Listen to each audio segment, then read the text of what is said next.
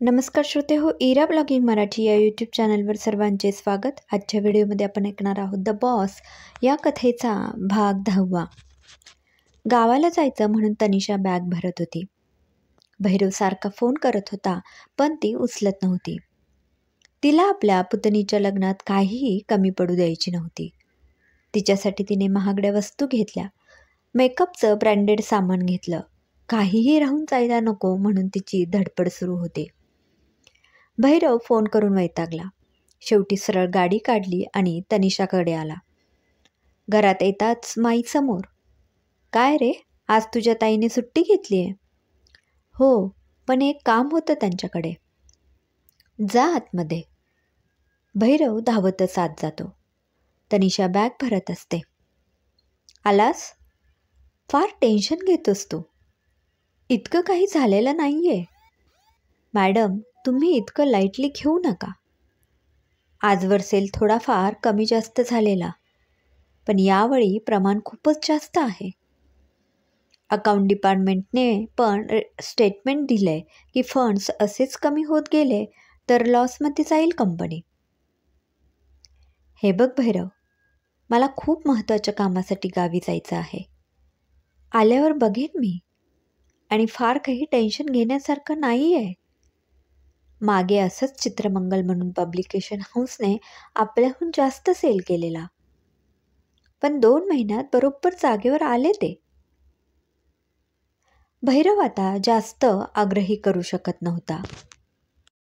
तनिषा मॅडमला आता पुतणीचं लग्न या क्षणी सर्वात महत्त्वाचं होतं.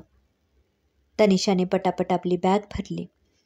माईंना सोबत घेऊन ड्रायव्हरला गाडी काढायला सांगितले. इकडे भैरव एकटा पडला. आता त्यालाच सगळं सांभाळायचं होतं. ऑफिसमध्ये सेल्स टीम वाट बघत होती. भैरव सर एकटे झाले बघून तेही घाबरले. सर, मॅडम येणार नाही आहेत का?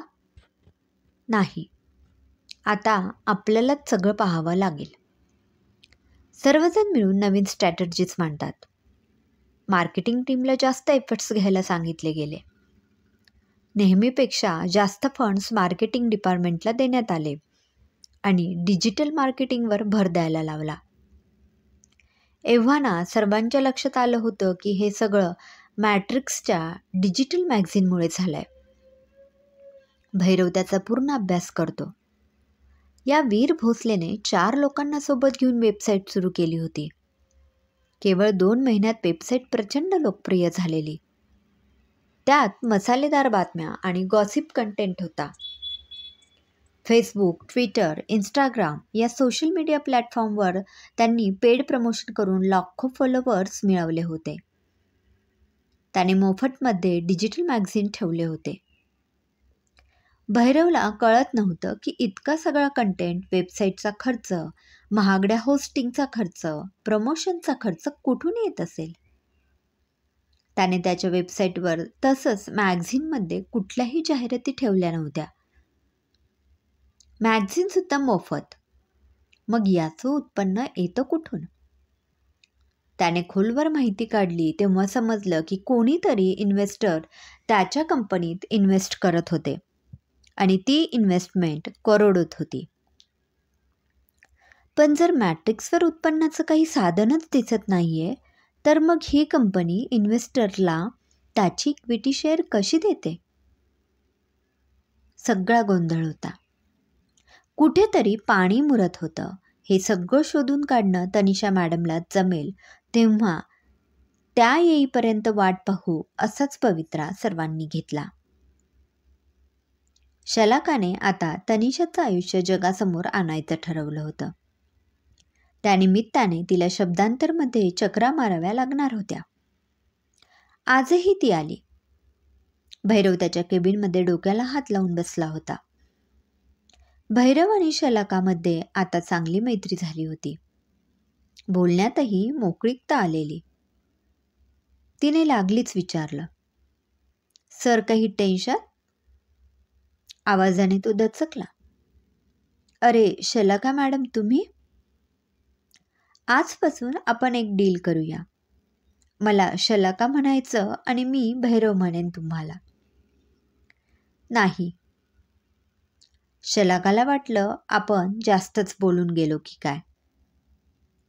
तेवढंच नाही, एकमेकांना अरेतुरे बोलायचं, अहो जाहो नाही. काय भैरव, घाबरले ना मी.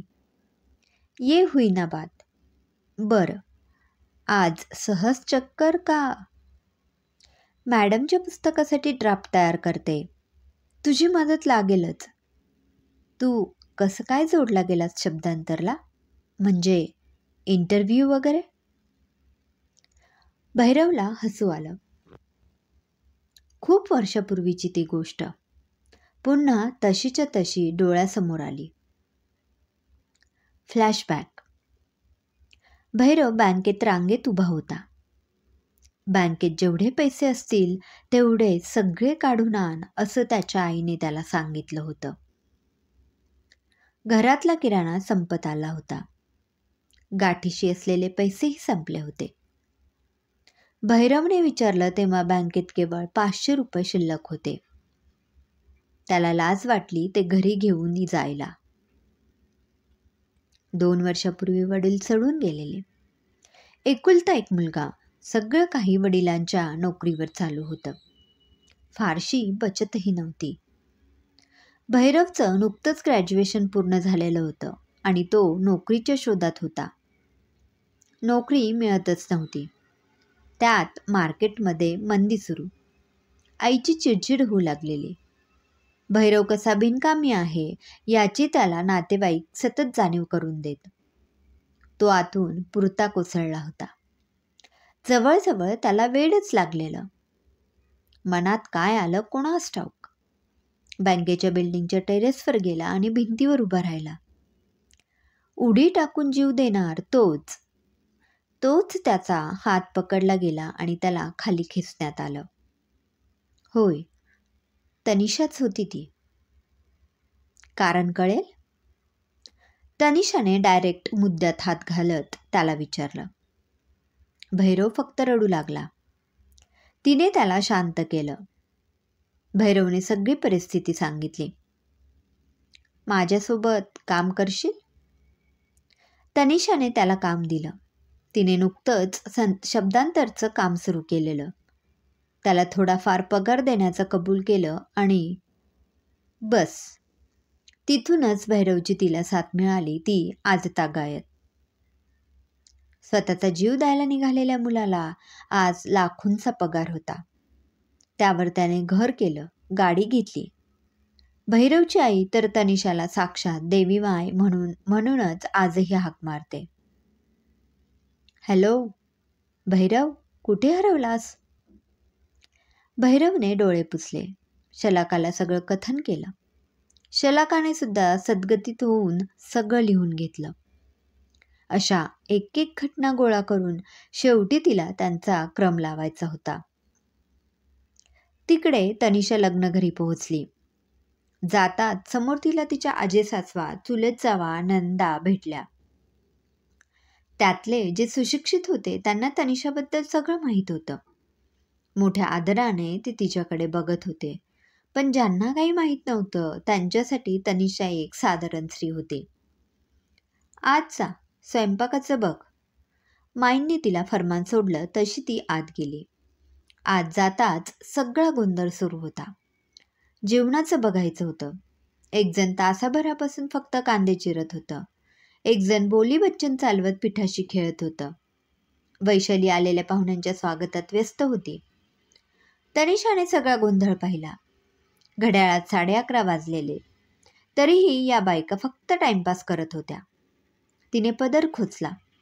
चला आटपा लवकर, माणसं आत्ता जेवायला मागतील. मंदा, कणिक मळ पटकन. शिला, लसूण सोल पटकन. कांदे बस झाले चिरून, आता फक्त 7-8 टमाटे आणि 15 मिरच्या चिरून दे. मी फोडणी पटकन टाकते. तनिषाने तिथेही लीड घेतली आणि कामांना गती मिळाली. अर्ध्या तासात बायकांनी स्वयंपाक उरकला. बरं झालं बाई तू आलीस. या बायकांनी नुसतं बेडत करून सोडलेलं. वहिनी, आता मी आलेय ना, काळजी करू नका. तेवढ्यात बाहेरून काहीतरी गोंधळ ऐकू आला. पत्रिकेत आमचं साधं नाव नाही. अहो, आमचा मान काय पाहिजे लग्नात? तुम्ही तर सरळ सरळ आमचा अपमान केलात.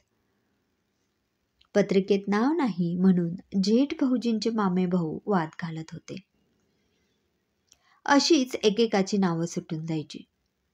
ही पत्रिका चौथ्यांदा छापली होती तरी नाव सुटलंच. तनिषा पुढे झाली. भाऊजी, कोण म्हणे तुमचं नाव नाही? मोबाईलवर पत्रिका आलीये, वाचली नाही का? मोबाईलवर? हो, आजकाल या पत्रिका कोण वाचतं? सर्वांना मोबाईलवर पाठवली आहे.